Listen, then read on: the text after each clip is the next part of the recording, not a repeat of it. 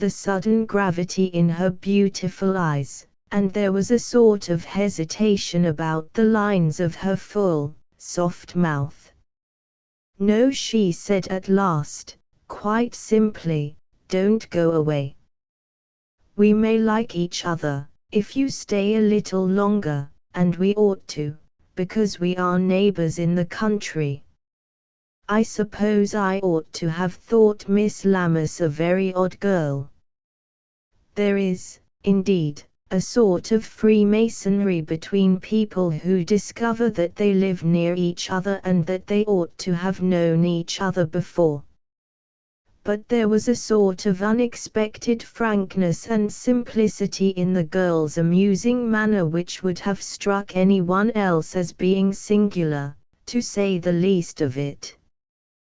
To me, however, it all seemed natural enough.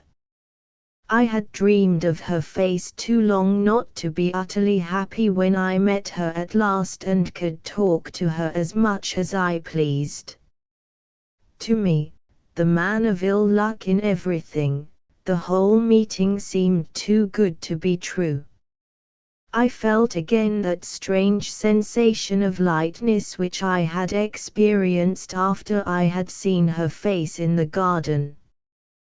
The great room seemed brighter, life seemed worth living, my sluggish, melancholy blood ran faster, and filled me with a new sense of strength. I said to myself that without this woman I was but an imperfect being, but that with her I could accomplish everything to which I should set my hand. Like the great doctor, when he thought he had cheated Mephistopheles at last, I could have cried aloud to the fleeting moment, "Verweil doch, du bist so schön." "Are you always gay?" I asked, suddenly. "How happy you must be." "The days would sometimes seem very long if I were gloomy," she answered, thoughtfully. "Yes, I think I find life very pleasant, and I tell it so." "How can you tell life anything?" I inquired. "If I could catch my life and talk to it, I would abuse it prodigiously, I assure you." "I dare say. You have a melancholy temper. You ought to live out of doors, dig potatoes, make hay, shoot, hunt, tumble into ditches, and come home muddy and hungry for dinner. It would be much better for you than moping in your rook tower and hating everything." "It is rather lonely down there," I murmured, apologetically, feeling that Miss Lammas was quite right. "Then marry, and quarrel with your wife," she laughed. "Anything is better than being alone. I am a very peaceable person. I never quarrel with anybody. You can try it. You will find it quite impossible." "Will you let me try?" she asked, still smiling. "By all means, especially if it is to be only a preliminary canter," I answered, rashly. "What do you mean?" she inquired, turning quickly upon me. "Oh, nothing. You might try my paces with a view to quarreling in the future. I cannot imagine how you are going to do it. You will have to resort to immediate and direct abuse." "No, I will only say that if you do not like your life, it is your own fault. How can a man of your age talk of being melancholy, or of the hollowness of existence? Are you consumptive? Are you subject to hereditary insanity? Are you deaf, like Aunt Bluebell? Are you poor, like lots of people? Have you been crossed in love? Have you lost the world for a woman, or any particular woman for the sake of the world? Are you feeble-minded, a cripple, an outcast? Are you repulsively ugly? She laughed again. Is there any reason in the world why you should not enjoy all you have got in life? No. There is no reason whatever, except that I am dreadfully unlucky, especially in small things. Then try big things, just for a change, suggested Miss Lammas. Try and get married, for instance, and see how it turns out. If it turned out badly, it would be rather serious. Not half so serious as it is to abuse everything unreasonably. If abuse is your particular talent, abuse something that ought to be abused. Abuse the Conservatives, or the Liberals, it does not matter which, since they are always abusing each other. Make yourself felt by other people. You will like it, if they don't. It will make a man of you. Fill your mouth with pebbles, and howl at the sea, if you cannot do anything else. It did Demosthenes no end of good, you know. You will have the satisfaction of imitating a great man. Really, Miss Lammas, I think the list of innocent exercises you propose, very well. If you don't care for that sort of thing, care for some other sort of thing. Care for something, or hate something. Don't be idle. Life is short, and though art may be long, plenty of noise answers nearly as well. I do care for something, I mean, somebody, I said. A woman. Then marry her. Don't hesitate. I do not know whether she would marry me, I replied. I have never asked her. Then ask her at once, answered Miss Lammas. I shall die happy if I feel I have persuaded a melancholy fellow creature to rouse himself to action. Ask her, by all means, and see what she says. If she does not accept you at once, she may take you the next time. Meanwhile, you will have entered for the race. If you lose, there are the all-aged trial stakes and the consolation race. And plenty of selling races into the bargain. Shall I take you at your word, Miss Lammas? I hope you will, she answered. Since you yourself advise me, I will. Miss Lammas, will you do me the honor to marry me? For the first time in my life the blood rushed to my head and my sight swam. I cannot tell why I said it. It would be useless to try to explain the extraordinary fascination the girl exercised over me, or the still more extraordinary feeling of intimacy with her which had grown in me during that half hour. Lonely, sad, unlucky as I had been all my life, I was certainly not timid, nor even shy. But to propose to marry a woman after half an hour's acquaintance was a piece of madness of which I never believed myself capable, and of which I should never be capable again, could I be placed in the same situation. It was as though my whole being had been changed in a moment by magic, by the white magic of her nature brought into contact with mine. The blood sank back to my heart, and a moment later I found myself staring at her with anxious eyes. To my amazement she was as calm as ever, but her beautiful mouth smiled, and there was a mischievous light in her dark brown eyes. Fairly caught, she answered. For an individual who pretends to be listless and sad, you are not lacking in humor. I had really not the least idea what you were going to say. Wouldn't it be singularly awkward for you if I had said yes? I never saw anybody begin to practice so sharply what was preached to him, with so very little loss of time. You probably never met a man who had dreamed of you for 7 months before being introduced. No, I never did, she answered gaily. It smacks of the romantic. Perhaps you are a romantic character, after all. I should think you were if I believed you. Very well, you have taken my advice, entered for a stranger's race and lost it. Try the all-aged trial stakes. You have another cuff, and a pencil.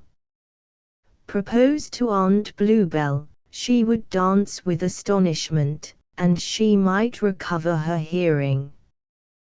3. That was how I first asked Margaret Lammas to be my wife, and I will agree with anyone who says I behaved very foolishly. But I have not repented of it, and I never shall. I have long ago understood that I was out of my mind that evening, but I think my temporary insanity on that occasion has had the effect of making me a saner man ever since. Her manner turned my head, for it was so different from what I had expected. To hear this lovely creature, who, in my imagination, was a heroine of romance, if not of tragedy, talking familiarly and laughing readily was more than my equanimity could bear, and I lost my head as well as my heart. But when I went back to England in the spring, I went to make certain arrangements at the castle, certain changes and improvements which would be absolutely necessary. I had won the race for which I had entered myself so rashly, and we were to be married in June. Whether the change was due to the orders I had left with the gardener and the rest of the servants, or to my own state of mind, I cannot tell.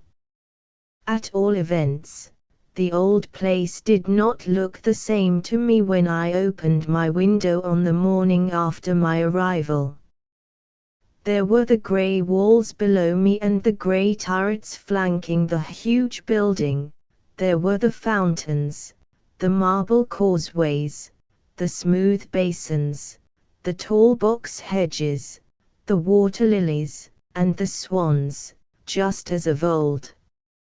But there was something else there, too, something in the air, in the water, and in the greenness that I did not recognize, a light over everything by which everything was transfigured. The clock in the tower struck 7, and the strokes of the ancient bell sounded like a wedding chime. The air sang with the thrilling treble of the songbirds, with the silvery music of the plashing water and the softer harmony of the leaves stirred by the fresh morning wind. There was a smell of new-mown hay from the distant meadows, and of blooming roses from the beds below, wafted up together to my window. I stood in the pure sunshine and drank the air and all the sounds and the odors that were in it. And I looked down at my garden and said, "It is paradise, after all." I think the men of old were right when they called heaven a garden, and Eden a garden inhabited by one man and one woman, the earthly paradise. I turned away, wondering what had become of the gloomy memories I had always associated with my home. I tried to recall the impression of my nurse's horrible prophecy before the death of my parents, an impression which hitherto had been vivid enough. I tried to remember my old self, my dejection, my listlessness, my bad luck, my petty disappointments. I endeavored to force myself to think as I used to think, if only to satisfy myself that I had not lost my individuality. But I succeeded in none of these efforts. I was a different man, a changed being, incapable of sorrow, of ill luck, or of sadness. My life had been a dream, not evil, but infinitely gloomy and hopeless. It was now a reality, full of hope, gladness, and all manner of good. My home had been like a tomb, today it was paradise. My heart had been as though it had not existed, today it beat with strength and youth and the certainty of realized happiness. I reveled in the beauty of the world, and called loveliness out of the future to enjoy it before time should bring it to me, as a traveler in the plains looks up to the mountains, and already tastes the cool air through the dust of the road. Here, I thought, we will live and live for years. There we will sit by the fountain towards evening and in the deep moonlight. Down those paths we will wander together. On those benches we will rest and talk. Among those eastern hills we will ride through the soft twilight, and in the old house we will tell tales on winter nights, when the logs burn high, and the holly berries are red, and the old clock tolls out the dying year. On these old steps, in these dark passages and stately rooms, there will one day be the sound of little pattering feet, and laughing child voices will ring up to the vaults of the ancient hall. Those tiny footsteps shall not be slow and sad as mine were, nor shall the childish words be spoken in an awed whisper. No gloomy Welshwoman shall people the dusky corners with weird horrors, nor utter horrid prophecies of death and ghastly things. All shall be young, and fresh, and joyful, and happy, and we will turn the old luck again, and forget that there was ever any sadness. So I thought, as I looked out of my window that morning and for many mornings after that, and every day it all seemed more real than ever before, and much nearer. But the old nurse looked at me askance, and muttered odd sayings about the woman of the water. I cared little what she said, for I was far too happy. At last the time came near for the wedding. Lady Bluebell and all the tribe of Bluebells, as Margaret called them, were at Bluebell Grange, for we had determined to be married in the country, and to come straight to the castle afterwards. We cared little for travelling, and not at all for a crowded ceremony at St. George's in Hanover Square, with all the tiresome formalities afterwards. I used to ride over to the Grange every day, and very often Margaret would come with her aunt and some of her consuls to the castle. I was suspicious of my own taste, and was only too glad to let her have her way about the alterations and improvements in our home. We were to be married on the 30th of July, and on the evening of the 28th Margaret drove over with some of the Bluebell party. In the long summer twilight we all went out into the garden. Naturally enough, Margaret and I were left to ourselves, and we wandered down by the marble basins. "It is an odd coincidence," I said, "it was on this very night last year that I first saw you." "Considering that it is the month of July," answered Margaret with a laugh, "and that we have been here almost every day, I don't think the coincidence is so extraordinary, after all."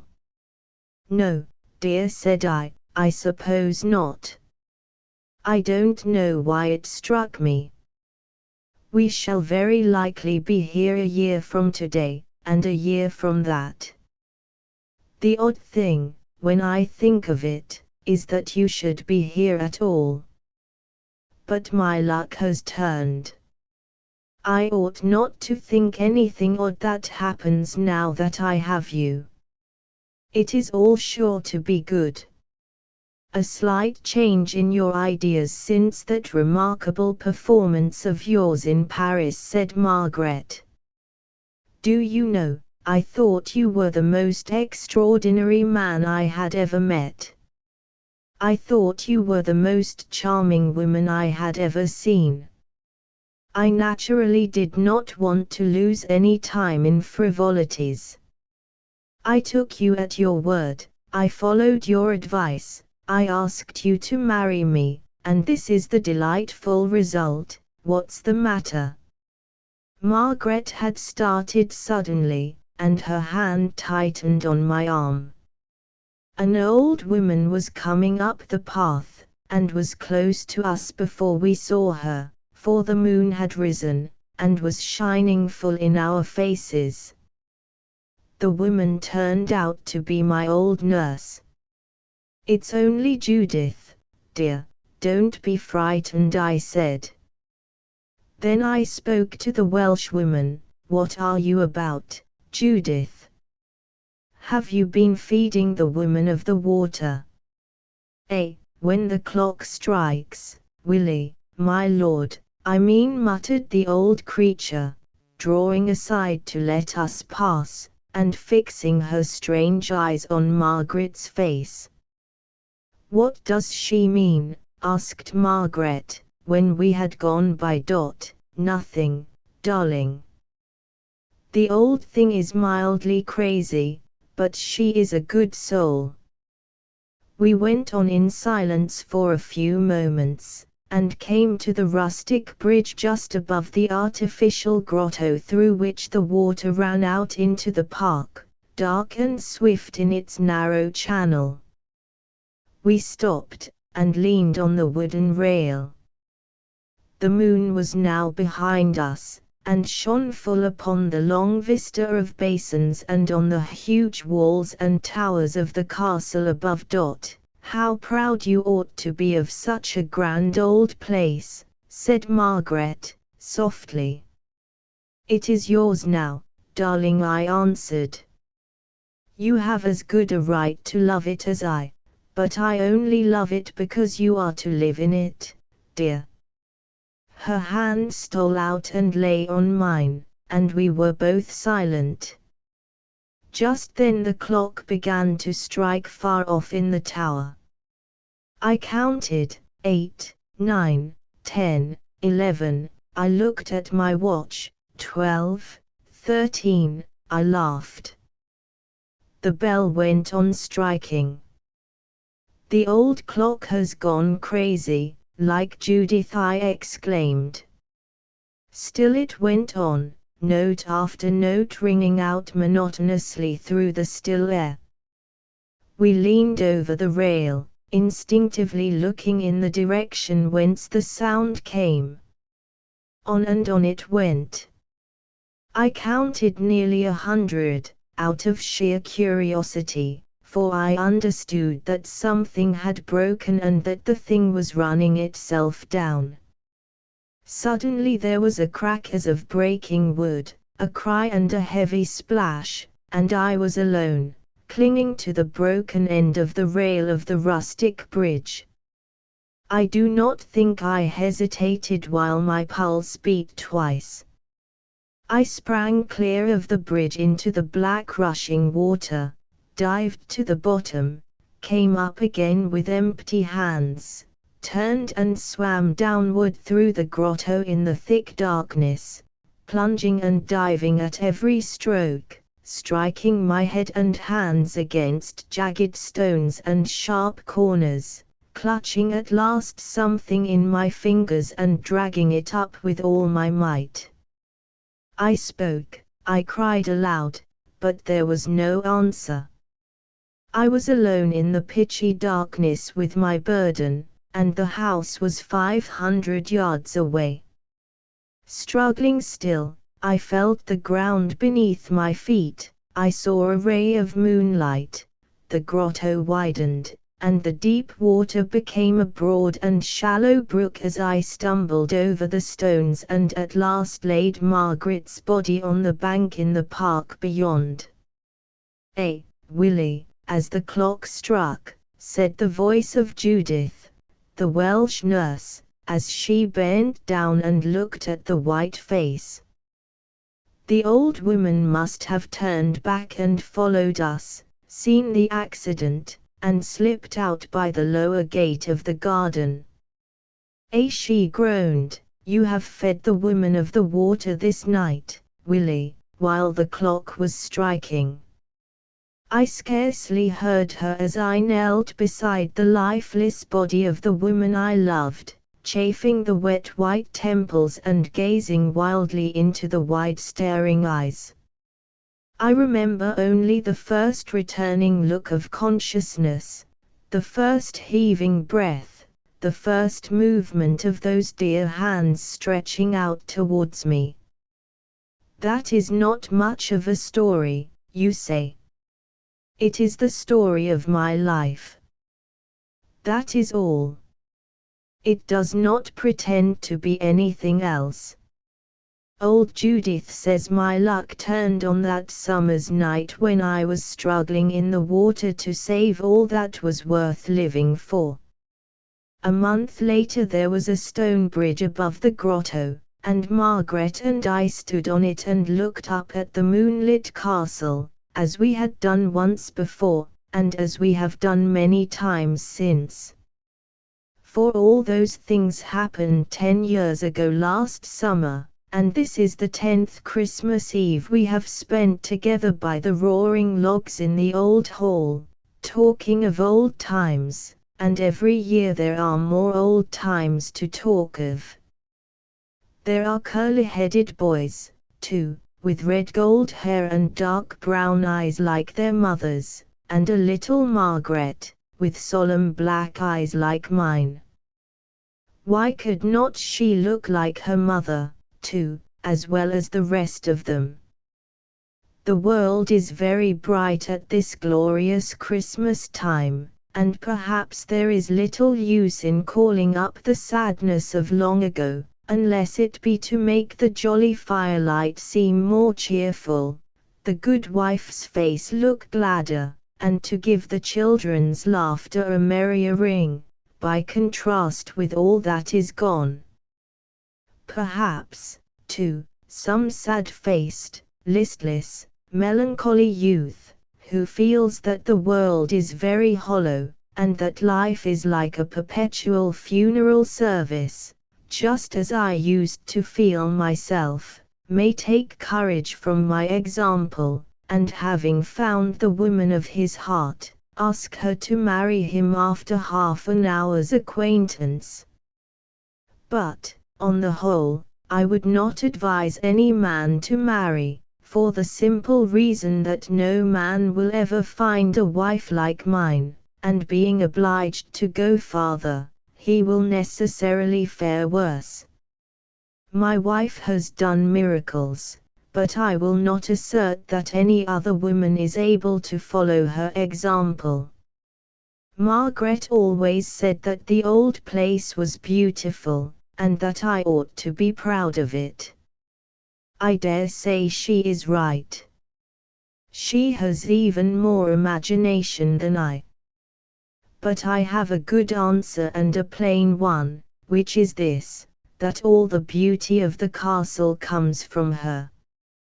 She has breathed upon it all, as the children blow upon the cold glass window panes in winter, and as their warm breath crystallizes into landscapes from fairyland, full of exquisite shapes and traceries upon the blank surface, so her spirit has transformed every grey stone of the old towers, every ancient tree and hedge in the gardens, every thought in my once melancholy self.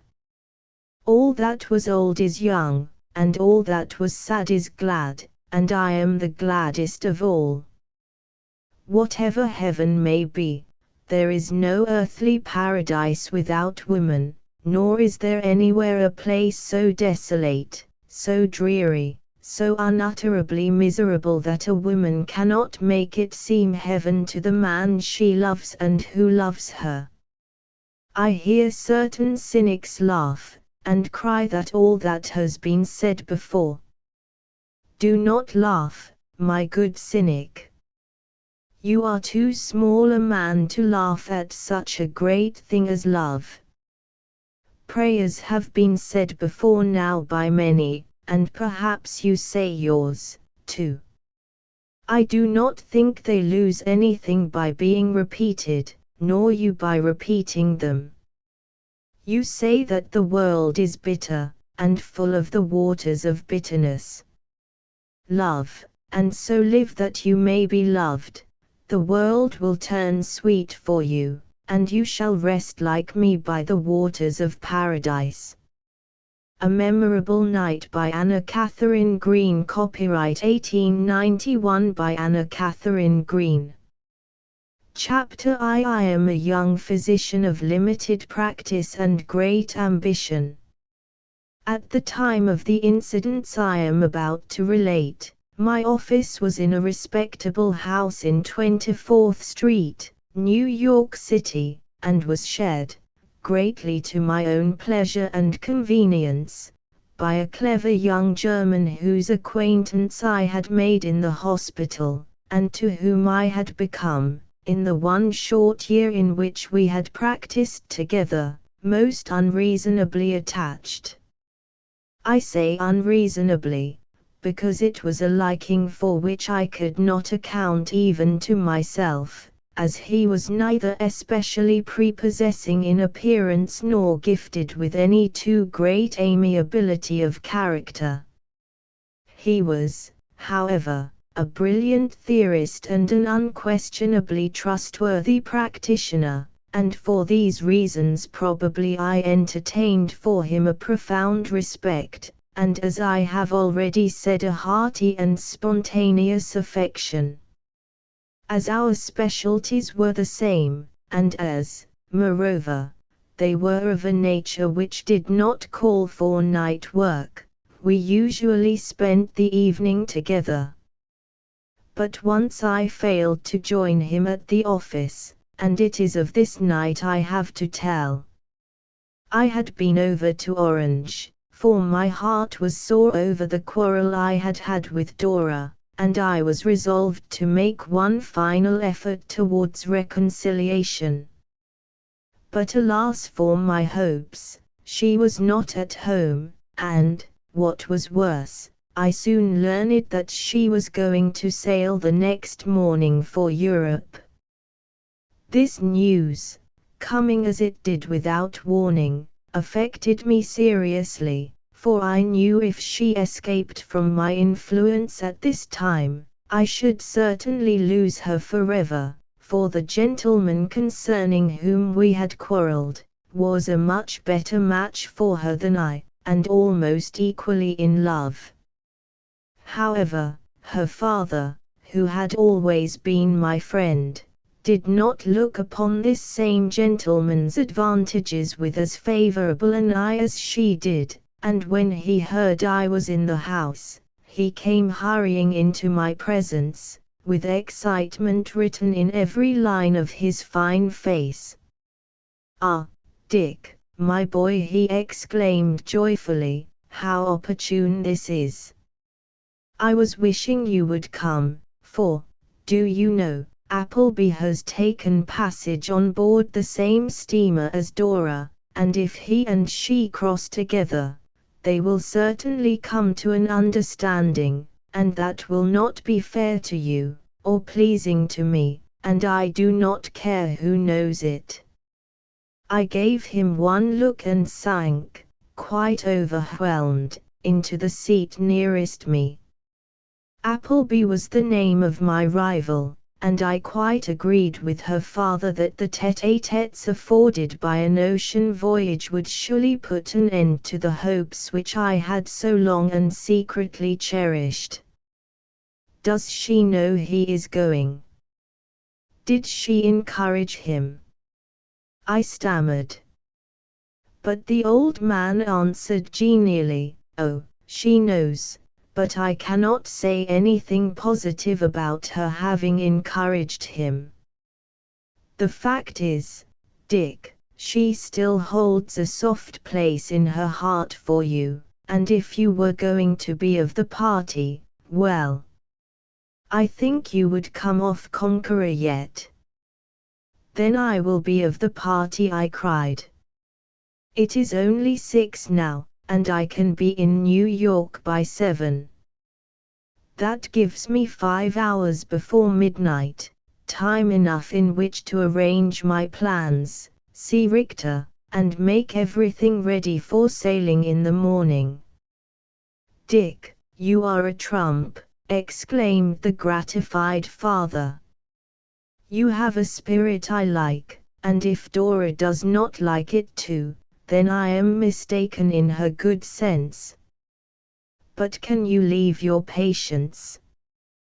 "Just now I have but one patient who is in anything like a critical condition," I replied, "and her case Richter understands almost as well as I do myself.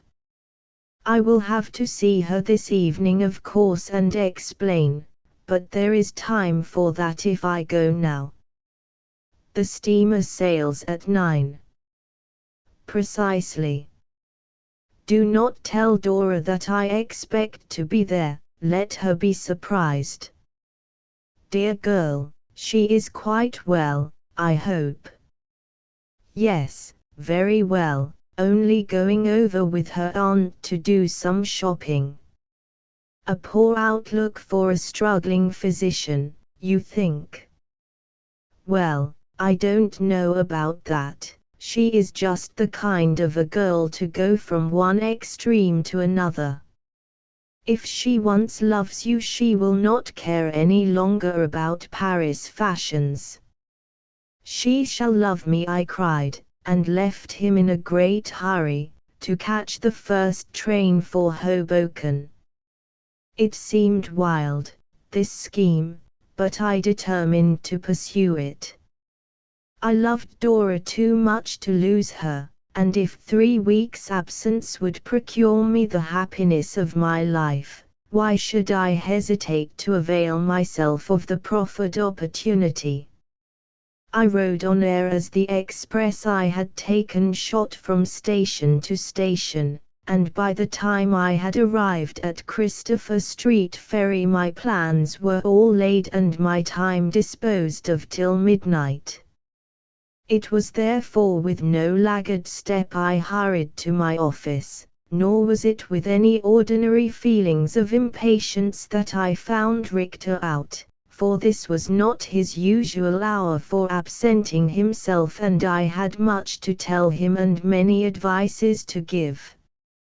It was the first balk I had received and I was fuming over it, when I saw what looked like a package of books lying on the table before me, and though it was addressed to my partner, I was about to take it up, when I heard my name uttered in a tremulous tone, and turning, saw a man standing in the doorway, who, the moment I met his eye, advanced into the room and said, "Oh doctor, I have been waiting for you an hour.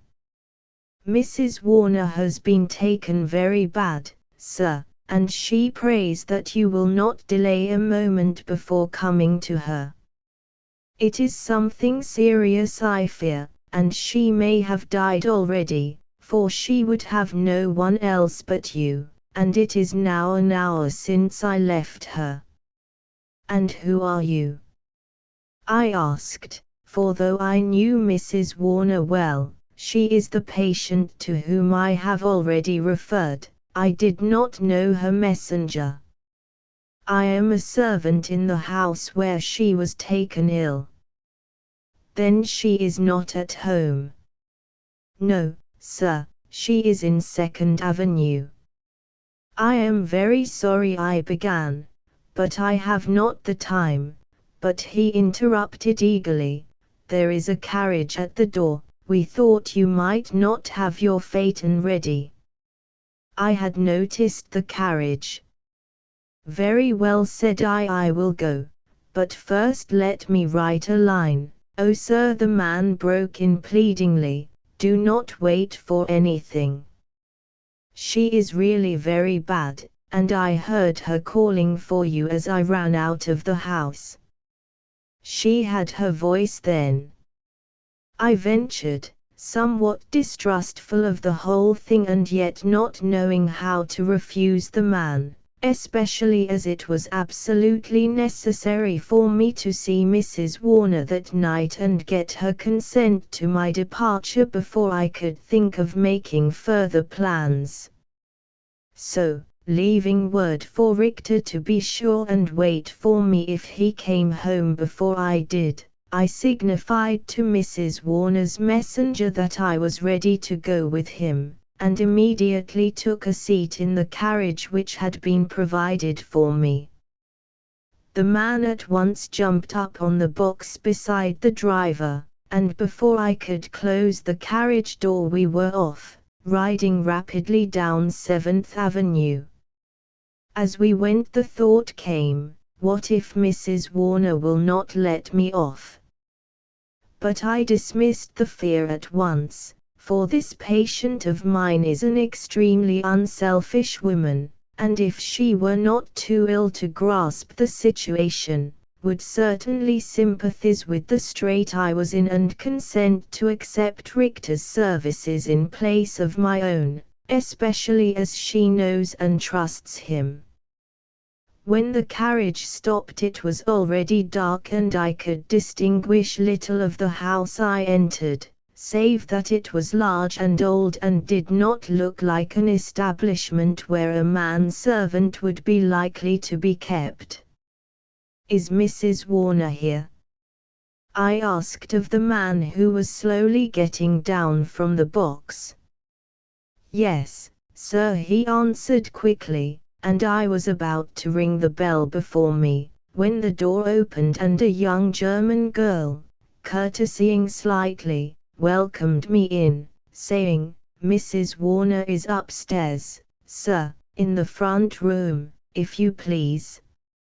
Not doubting her, but greatly astonished at the barren aspect of the place I was in, I stumbled up the faintly lighted stairs before me and entered the great front room.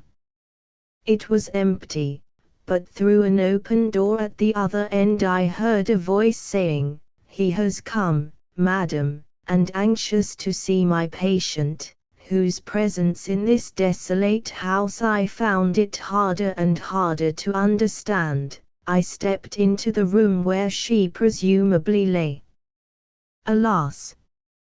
For my temerity in doing so, for no sooner had I crossed the threshold than the door by which I had entered closed with a click unlike any I had ever heard before, and when I turned to see what it meant, another click came from the opposite side of the room, and I perceived, with a benumbed sense of wonder, that the one person whose somewhat shadowy figure I had encountered on entering had vanished from the place, and that I was shut up alone in a room without visible means of egress. This was startling, and hard to believe at first, but after I had tried the door by which I had entered and found it securely locked, and then bounding to the other side of the room, tried the opposite one with the same result, I could not but acknowledge I was caught. What did it mean? Caught, and I was in haste, mad haste.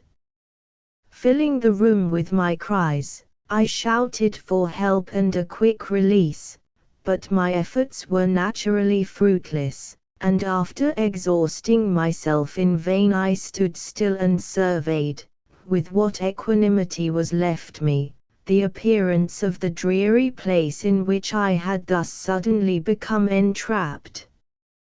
Chapter 2. It was a small square room, and I shall not soon forget with what a foreboding shudder I observed that its 4 blank walls were literally unbroken by a single window, for this told me that I was in no communication with the street, and that it would be impossible for me to summon help from the outside world.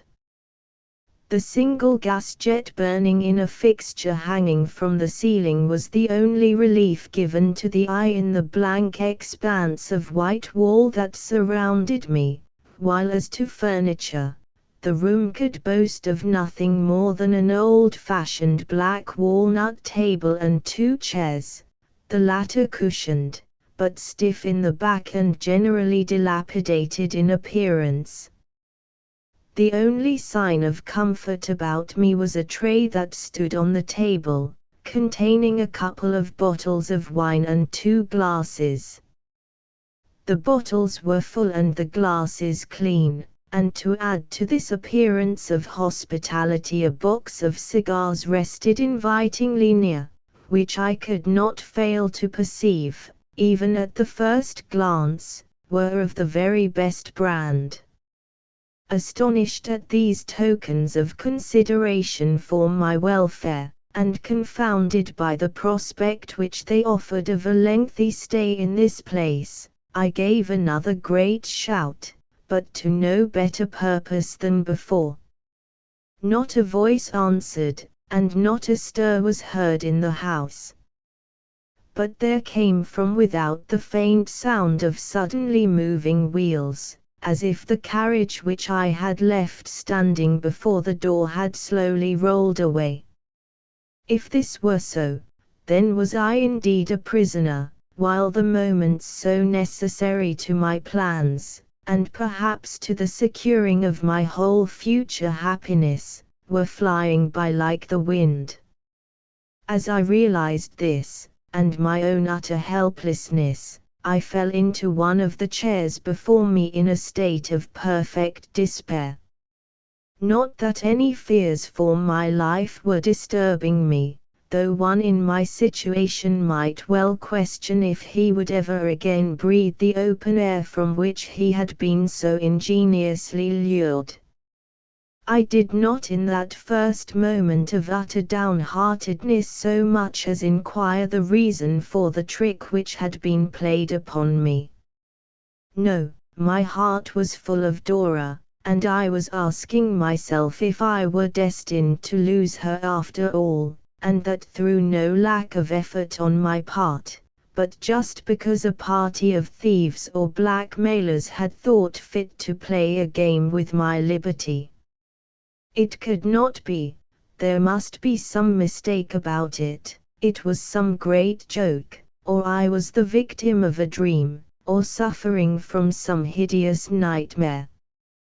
Why, only a half hour before I was in my own office, among my own familiar belongings, and now, but, alas, it was no delusion. Only 4 blank, whitewashed walls met my inquiring eyes, and though I knocked and knocked again upon the 2 doors which guarded me on either side, hollow echoes continued to be the only answer I received. Had the carriage then taken away the 2 persons I had seen in this house, and was I indeed alone in its great emptiness? The thought made me desperate. But notwithstanding this I was resolved to continue my efforts, for I might be mistaken, there might yet be some being left who would yield to my entreaties, if they were backed by something substantial. Taking out my watch, I laid it on the table, it was just 7:15. Then I emptied my trousers pockets of whatever money they held, and when all was heaped up before me, I could count but $12, which, together with my studs and a seal ring which I wore, seemed a paltry pittance with which to barter for the liberty of which I had been robbed. But it was all I had with me, and I was willing to part with it at once if only someone would unlock the door and let me go. but how to make known my wishes even if there was anyone to listen to them. I had already called in vain, and there was no bell. Yes, there was. Why had I not seen it before? There was a bell and I sprang to ring it. But just as my hand fell on the cord, I heard a gentle voice behind my back saying in good English, but with a strong foreign accent, "Put up your money, Mr. Atwater, we do not want your money, only your society. Allow me to beg you to replace both watch and money." Wheeling about in my double surprise at the presence of this intruder and his unexpected acquaintance with my name, I encountered the smiling glance of a middle-aged man of genteel appearance and courteous manners. He was bowing almost to the ground, and was, as I instantly detected, of German birth and education, a gentleman, and not a blackleg I had every reason to expect to see. "You have made a slight mistake," he was saying. "It is your society, only your society, that we want." Astonished at his appearance, and exceedingly irritated by his words, I stepped back as he offered me my watch, and bluntly cried, "If it is my society only that you want, you have certainly taken very strange means to procure it. A thief could have set no neater trap, and if it is money you want, state your sum and let me go, for my time is valuable and my society likely to be unpleasant." He gave a shrug with his shoulders that in no wise interfered with his set smile. "You choose to be facetious," he observed. "I have already remarked that we have no use for your money. Will you sit down? Here is some excellent wine, and if this brand of cigars does not suit you, I will send for another." "Send for the devil!" I cried, greatly exasperated. "What do you mean by keeping me in this place against my will? Open that door and let me out," or, I was ready to spring and he saw it. Smiling more atrociously than ever, he slipped behind the table, and before I could reach him, had quietly drawn a pistol, which he cocked before my eyes. "You are excited," he remarked, with a suavity that nearly drove me mad. "Now excitement is no aid to good company, and I am determined that none but good company shall be in this room tonight. So if you will be kind enough to calm yourself, Mr. Atwater, you and I may yet enjoy ourselves, but if not—" The action he made was significant, and I felt the cold sweat break out on my forehead through all the heat of my indignation. But I did not mean to show him that he had intimidated me. "Excuse me," said I, "and put down your pistol. Though you are making me lose irredeemable time, I will try and control myself enough to give you an opportunity for explaining yourself. Why have you entrapped me into this place?" "I have already told you," said he, gently laying the pistol before him, but within easy reach of his hand. "But that is preposterous," I began, fast losing my self-control again. "You do not know me, and if you did, pardon me, you see I know your name." Yes, that was true, and the fact set me thinking. How did he know my name? I did not know him, nor did I know this house, or any reason for which I could have been beguiled into it. Was I the victim of a conspiracy, or was the man mad? Looking at him very earnestly, I declared, my name is Atwater, and so far you are right. But in learning that much about me you must also have learned that I am neither rich nor influential, nor of any special value to a blackmailer. Why choose me out then for your society? Why not choose someone who can talk? I find your conversation very interesting. Baffled, exasperated almost beyond the power to restrain myself, I shook my fist in his face, notwithstanding I saw his hand fly to his pistol. "Let me go!" I shrieked. "Let me go out of this place!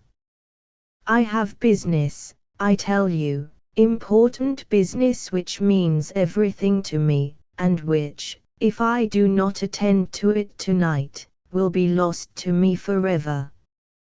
Let me go, and I will so far reward you that I will speak to no one of what has taken place here tonight, but go my ways, forgetful of you, forgetful of this house, forgetful of all connected with it."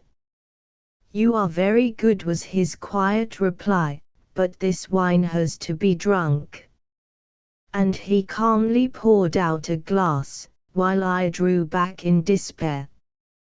"You do not drink wine?" he queried, holding up the glass he had filled between himself and the light. "It is a pity, for it is of most rare vintage. But perhaps you smoke?" Sick and disgusted, I found a chair, and sat down in it. If the man were crazy, there was certainly method in his madness. Besides, he had not a crazy eye, there was calm calculation in it and not a little good nature. Did he simply want to detain me, and if so, did he have a motive it would pay me to fathom before I exerted myself further to ensure my release? Answering the wave he made me with his hand by reaching out for the bottle and filling myself a glass, I forced myself to speak more affably as I remarked, "If the wine must be drunk, we had better be about it, as you cannot mean to detain me more than an hour, whatever reason you may have for wishing my society." He looked at me inquiringly before answering. Then tossing off his glass, he remarked, "I am sorry, but in an hour a man can scarcely make the acquaintance of another man's exterior." "Then you mean, to know you thoroughly, if you will be so good, I may never have the opportunity again." He must be mad, nothing else but mania could account for such words and such actions, and yet, if mad, why was he allowed to enter my presence? The man who brought me here, the woman who received me at the door, had not been mad. "And I must stay here," I began, "till I am quite satisfied." "I am afraid that will take till morning." I gave a cry of despair, and then in my utter desperation spoke up to him as I would to a man of feeling, "You don't know what you are doing, you don't know what I shall suffer by any such cruel detention. This night is not like other nights to me. This is a special night in my life, and I need it, I tell you, to spend as I will. The woman I love." It seemed horrible to speak of her in this place, but I was wild at my helplessness, and madly hoped I might awake some answering chord in a breast which could not be void of all feeling, or he would not have that benevolent look in his eye. "The woman I love," I repeated, "sails for Europe tomorrow. We have quarreled, but she still cares for me. And if I can sail on the same steamer, we will yet make up and be happy." At what time does this steamer start? At 9 in the morning. Well, you shall leave this house at 8. If you go directly to the steamer you will be in time. But I panted, I have made no arrangements. I shall have to go to my lodgings, write letters, get money.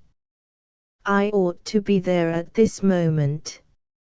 Have you no mercy on a man who never did you wrong, and only asks to quit you and forget the precious hour you have made him lose? I am sorry, he said, it is certainly quite unfortunate, but the door will not be opened before 8. There is really no one in the house to unlock it. And do you mean to say, I cried aghast, that you could not open that door if you would, that you are locked in here as well as I, and that I must remain here till morning, no matter how I feel or you feel? Will you not take a cigar? He asked. Then I began to see how useless it was to struggle, and visions of Dora leaning on the steamer rail with that serpent whispering soft entreaties in her ear came rushing before me, till I could have wept in my jealous chagrin. It is cruel, base, devilish, I began. If you had the excuse of wanting money, and took this method of wringing my all from me, I could have patience, but to entrap and keep me here for nothing, when my whole future happiness is trembling in the balance, is the work of a fiend. And I made a sudden pause, for a strange idea had struck me. Chapter 3. What if this man, these men and this woman, were in league with him whose rivalry I feared, and whom I had intended to supplant on the morrow? It was a wild surmise, but was it any wilder than to believe I was held here for a mere whim, a freak, a joke, as this bowing, smiling man before me would have me believe? Rising in fresh excitement, I struck my hand on the table. You want to keep me from going on the steamer, I cried. That other wretch who loves her has paid you, but that other wretch could not know that I was meditating any such unusual scheme, as following him without a full day's warning. I thought of this even before I had finished my sentence, and did not need the blank astonishment in the face of the man before me to convince me that I had given utterance to a foolish accusation.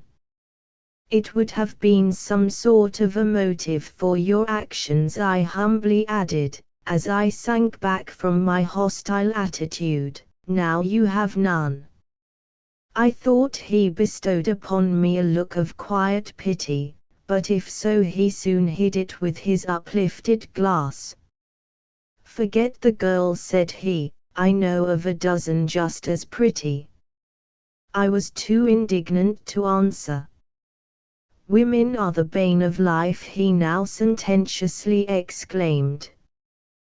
They are ever intruding themselves between a man and his comfort, as for instance just now between yourself and this good wine.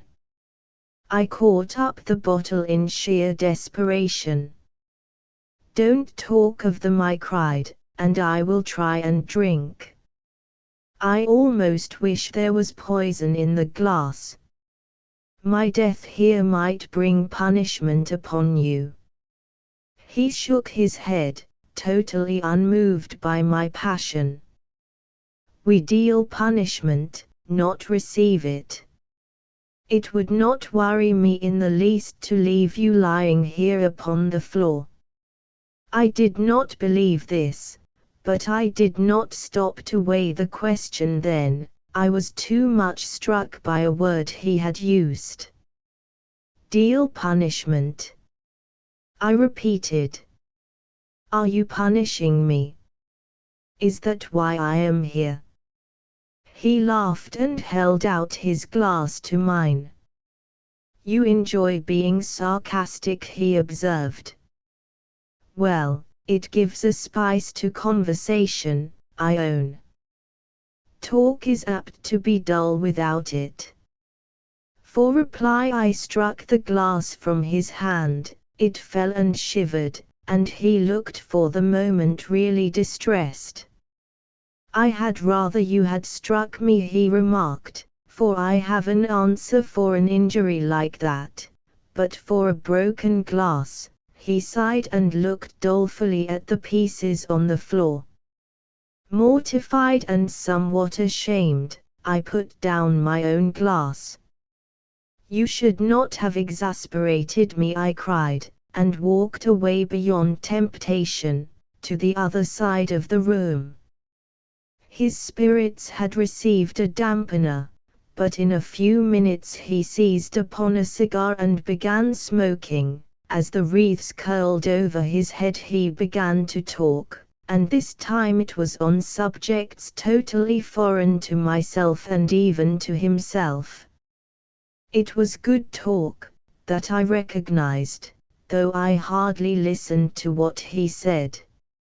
I was asking myself what time it had now got to be, and what was the meaning of my incarceration, till my brain became weary and I could scarcely distinguish the topic he discussed. But he kept on for all my seeming, and indeed real, indifference, kept on hour after hour in a monologue he endeavored to make interesting, and which probably would have been so if the time and occasion had been fit for my enjoying it. As it was, I had no ear for choicest phrases, his subtlest criticisms, or his most philosophic disquisitions.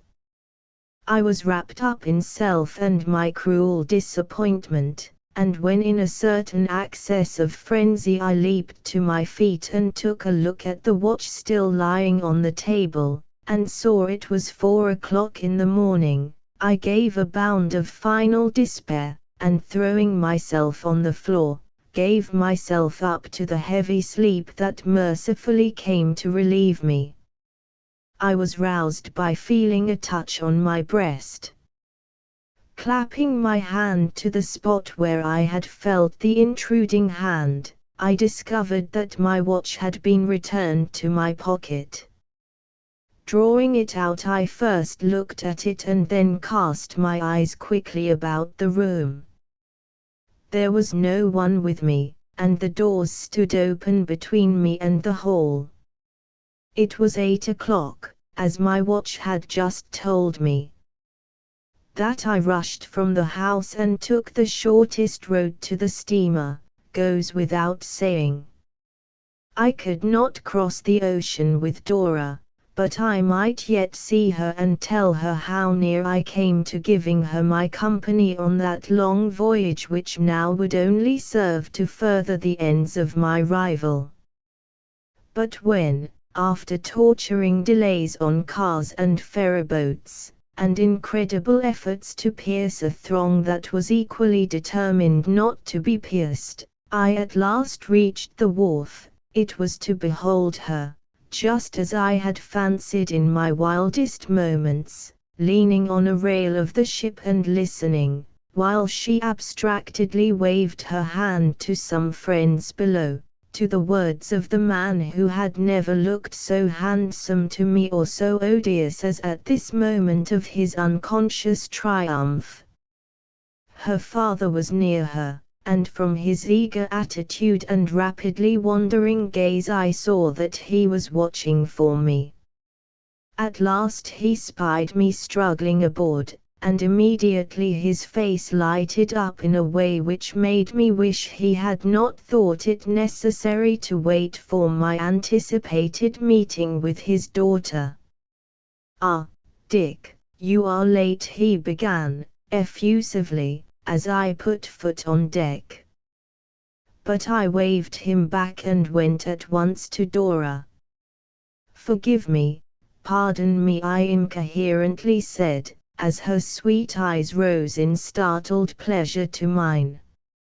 "I would have brought you flowers, but I meant to sail with you, Dora. I tried to, but wretches, villains, prevented it and, oh, it does not matter," she said, and then blushed, probably because the words sounded unkind. But she could not say what she meant, for just then the bell rang for all visitors to leave, and her father came forward, evidently thinking all was right between us, smiled benignantly in her face, gave her a kiss and me a wink and disappeared in the crowd that was now rapidly going ashore. I felt that I must follow, but I gave her one look and one squeeze of the hand, and then as I saw her glances wander to his face, I groaned in spirit, stammered some words of choking sorrow and was gone, before her embarrassment would let her speak words, which I knew would only add to my grief and make this hasty parting unendurable. The look of amazement and chagrin with which her father met my reappearance on the dock can easily be imagined. "Why, Dick," he exclaimed, "aren't you going after all? I thought I could rely on you. Where's your plucky lad?" Scared off by a frown. "I wouldn't have believed it, Dick. What if she does frown today, she will smile tomorrow." I shook my head. I could not tell him just then that it was not through any lack of pluck on my part that I had failed him. When I left the dock I went straight to a restaurant, for I was faint as well as miserable.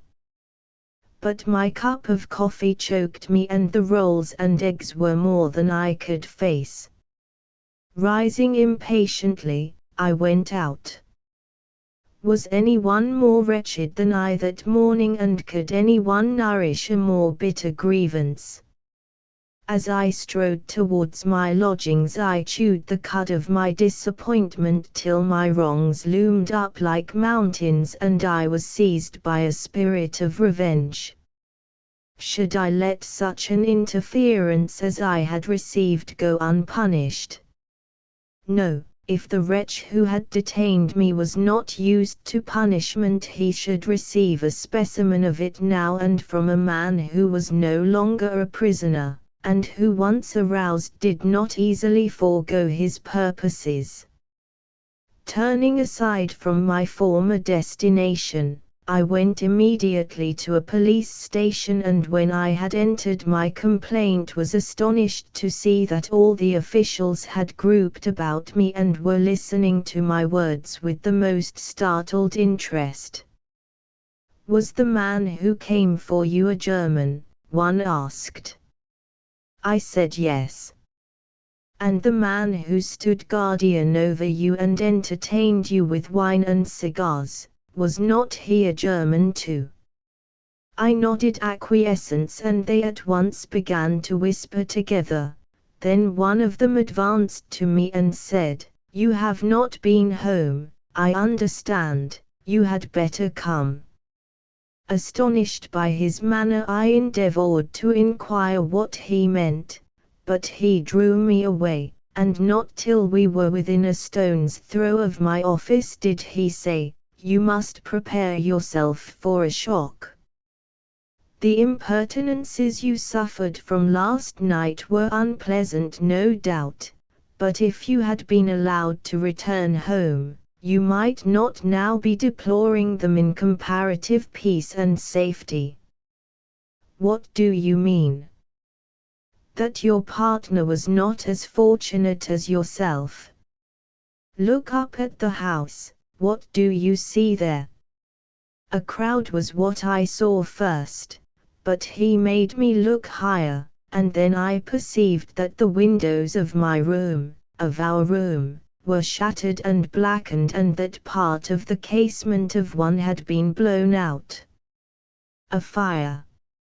I shrieked. poor Richter was smoking. No, he was not smoking. He had no time for a smoke. An infernal machine burst in that room last night and your friend was its wretched victim.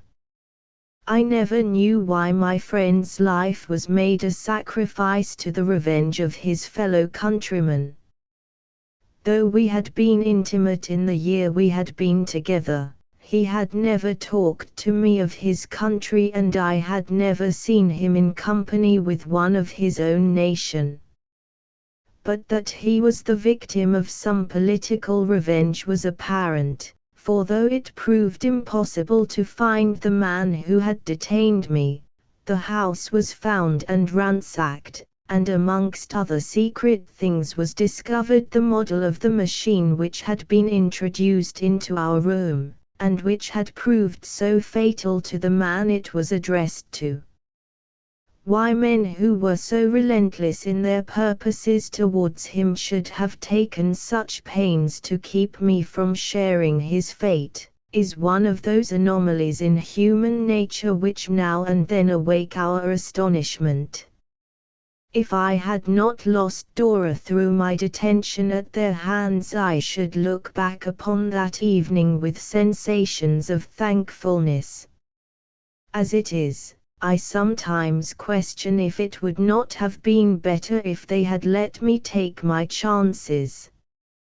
Have I lost Dora? From a letter I received today I begin to think not. The Man from Red Dog by Alfred Henry Lewis, copyright 1897 by Frederica Stokes Company. Let me try one of them, the CGRs. It was the pleasant after-dinner hour, and I was on the veranda for a quiet smoke. The old cattleman had just thrown down his paper. The half-light of the waning sun was a bit too dim for his eyes of 70 years. Whenever I behold a CGR, said the old fellow, as he puffed voluminously at the Principe I passed over, I thinks of what that witness says in the murder trial at Socorro. What was you all doing in camp yourself? Asked the judge of this year witness, the day of the killing. Which says the witness, on crossin' his legs and letting on he ain't made bashful and wonny assy by so much attentions being shown him, which I was a eating of a few sardines, a drinking of a few drinks of whiskey, a smoking of a few CGRs, and a romancing round. After this abrupt, not to say ambiguous reminiscence, the old cattleman puffed contentedly a moment. What murder trial was this you speak of? I asked. Who had been killed? Now I don't reckon I ever does know who it is gets downed, he replied. This year murder trial itself is news to me complete. They was wagging along with it when I trails into Socorro that time, and I merely santers over to the coatee that a way to hear what's going on. The judge is sorta getting in on the play while I'm listening. What was the last words of this year gent who's killed? Asked the judge of this witness. As nearly as I keeps tabs, judge, says the witness, the dying statement of this person is, 4 aces to beat. Which if deceased had knowed Socorro like I does, says the judge, like he's commenting to himself, he'd surely realized that Sec remarks is simply suicidal. Again the old cattleman relapsed into silence and the smoke of the Principe. How did the trial come out? I queried. Was the accused found guilty? Which the trial itself, he replied, don't come out. There's a parcel of the boys who's come into town to see that justice is done, and being the round-up is going forward at the time, they naturally feels hurried and pressed for leisure. They alls oughter be back on the range with their cattle.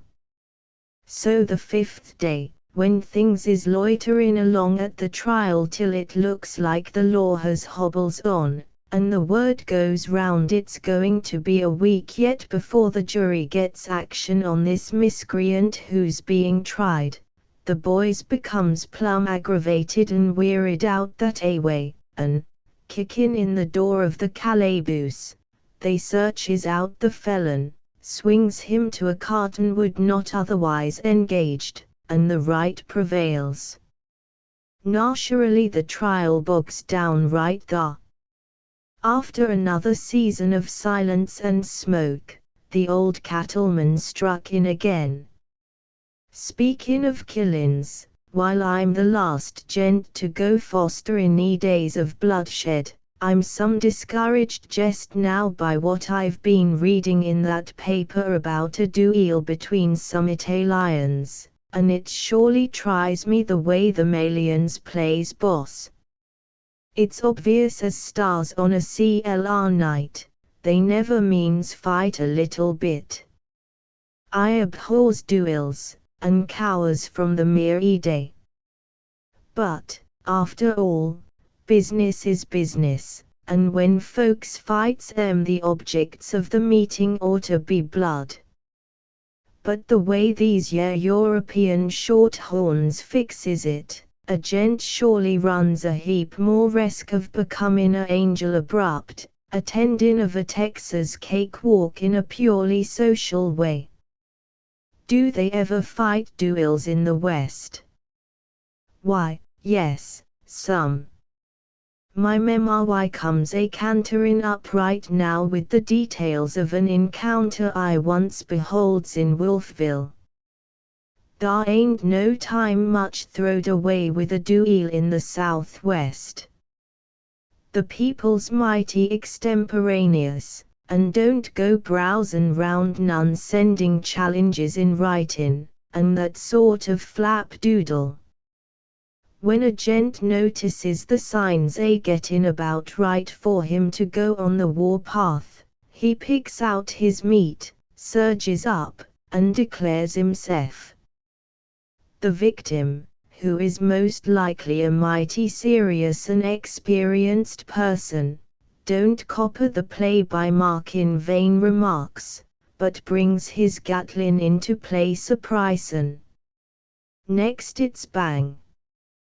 Bang. Bang.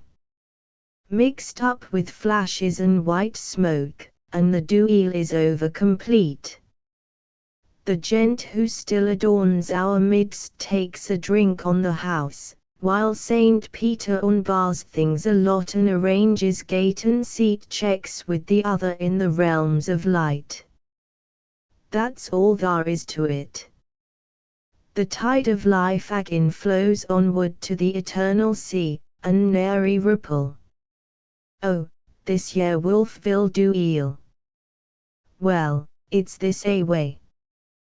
The day is blazin' hot, and business laying prone and dead, jest blistered to death.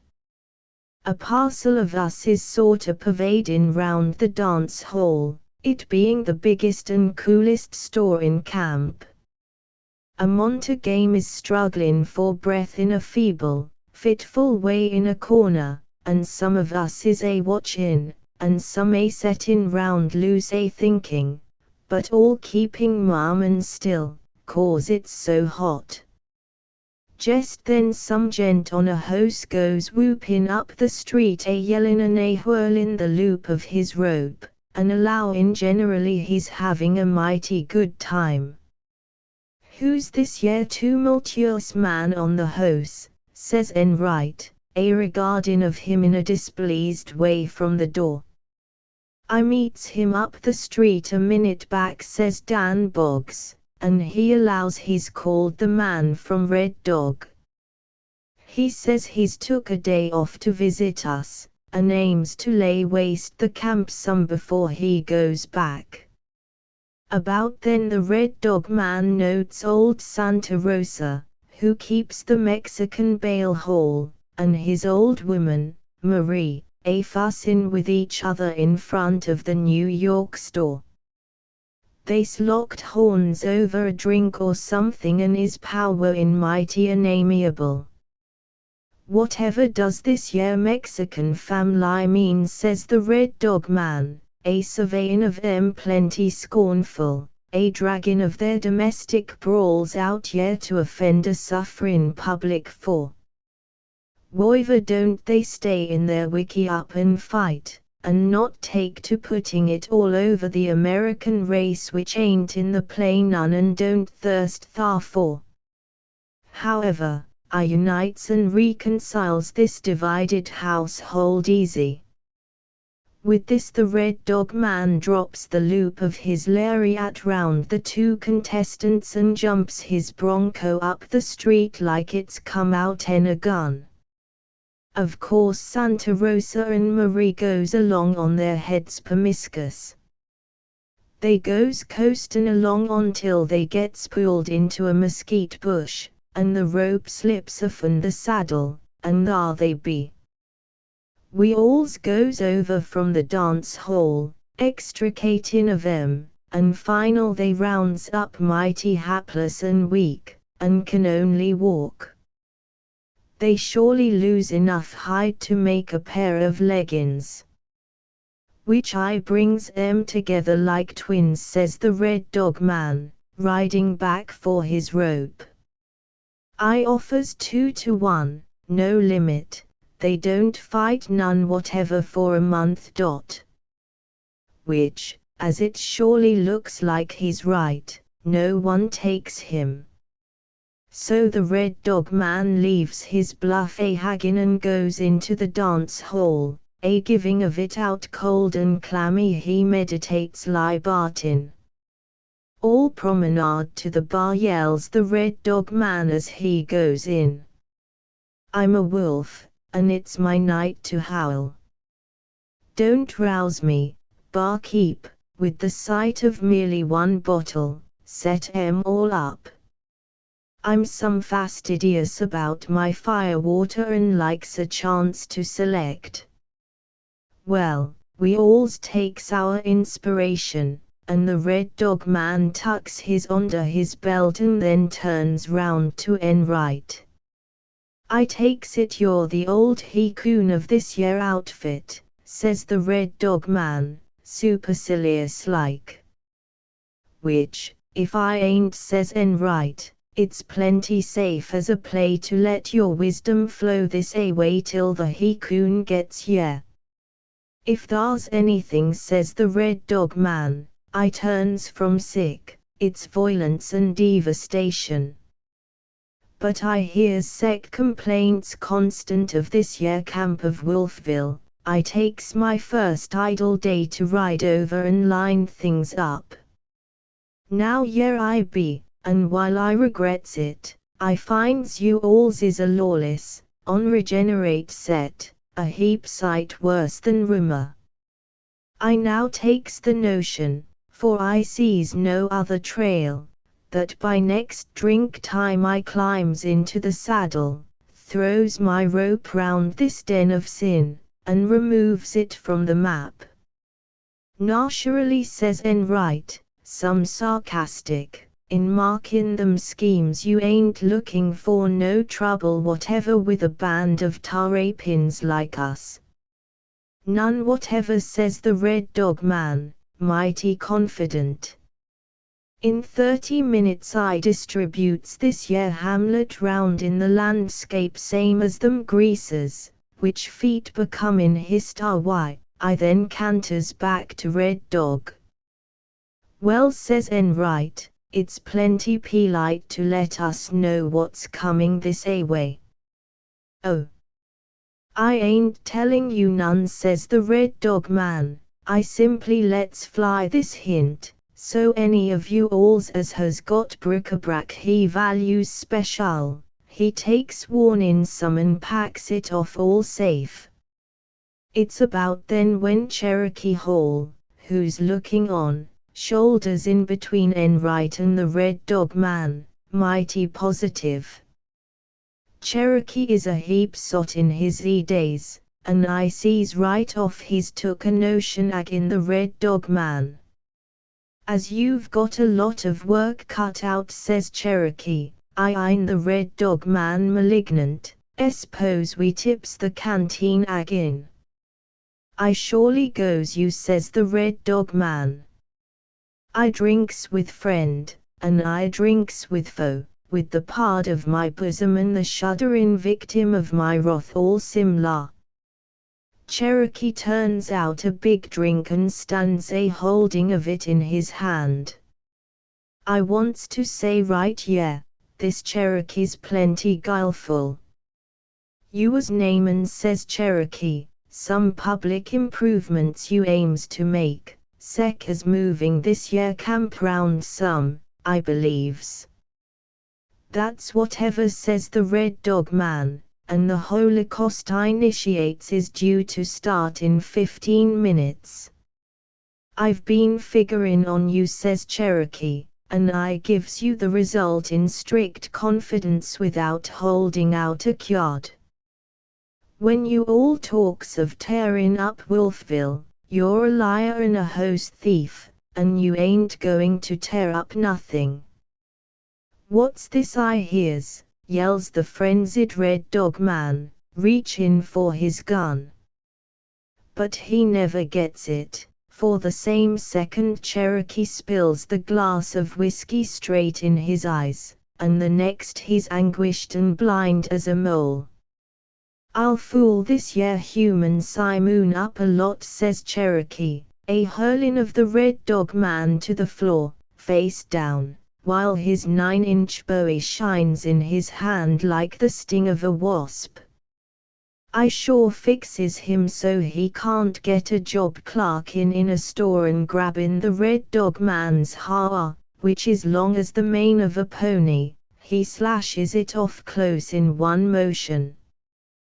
There's a fringe for your leggings, Nell, remarks Cherokee, a turning of the crop over to Pharaoh Nell. Now, Doc, Cherokee goes on to Doc Peets, take this Red Dog stranger over to the red light, fix his eyes all right, and then tell him, if he thinks he needs blood in this, to take his Winchester and go north in the middle of the street. In 20 minutes by the watch I steps out en the dance hall door looking for him. Pinned him to the door all fair and square. I don't aim to play nothing low on this gent. He gets a chance for his ante. Doc Peets sorta accumulate Red